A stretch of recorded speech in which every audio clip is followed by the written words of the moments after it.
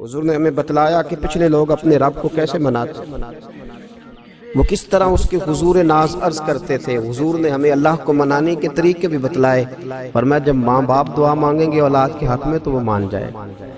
حضور علیہ السلام نے فرمایا جب مسافر دعا مانگے گا تو اللہ مان جائے گا۔ فرمایا میرے رسول کریم نے جب بیمار دعا مانگے گا تو اللہ مان جائے گا۔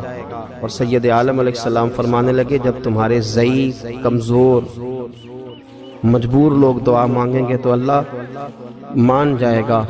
اور حضور نے فرمایا جب تم فرض ادا کر کے دعا مانگو گے تو اللہ مان جائے گا۔ اور میرے محبوب نے فرمایا جب پچھلی رات اٹھ کے تم اس کے حضور عرض کرو گے تو وہ تمہاری دعاؤں کو قبول کر لے گا، وہ تم مان جائے گا۔ اور حضور نے ہمیں دن بتائے، فرمایا جمعے والے دن مانگنا مان جائے گا، شب قدر کو مانگ لینا مان جائے گا، شب برات میں دعائیں کرنا وہ مان جائے گا، رمضان کی راتوں میں مانگنا مان جائے گا، قرآن پاک کے ختم کے موقع پر دعا کرنا مان جائے گا۔ طریقے بتائے۔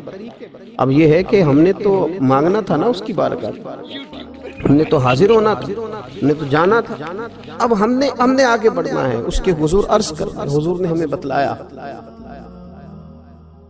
کہ مومن متقی ہوتا ہے نا، پرہیزگار ہوتا ہے، تو اس نے کچھ نیکیاں بھی کی ہوتی ہیں، جس طرح اسے اپنے گناہوں کا پتہ ہوتا ہے نا، اسے پتہ ہوتا ہے کہ نہیں یار فلاں کام میں نے فقط اللہ کی رضا کے لیے کیا ہوا ہے، اور میرا اور میرے رب کا راز ہے۔ فرمایا جب تم بڑے الجھ جاؤ نا، جب تم بڑی آزمائش میں آ جاؤ، اور جب تم سمجھ لو کہ اب میں بڑی تکلیف میں آ گیا ہوں، تو پھر ایک طریقہ حضور نے ہمیں اور بھی بتلایا مانگنے کا، ایک اور طریقہ بھی بتلایا، اور بات جو اللہ کو منانے کے لیے ہمیں ہمارے پیارے رسول صلی اللہ تعالی علیہ وسلم نے بتلائی کہ جب انسان بہت زیادہ عاجزی کرتا ہے نا، بہت زیادہ عاجزی، تو پھر بھی اللہ مان جاتا ہے۔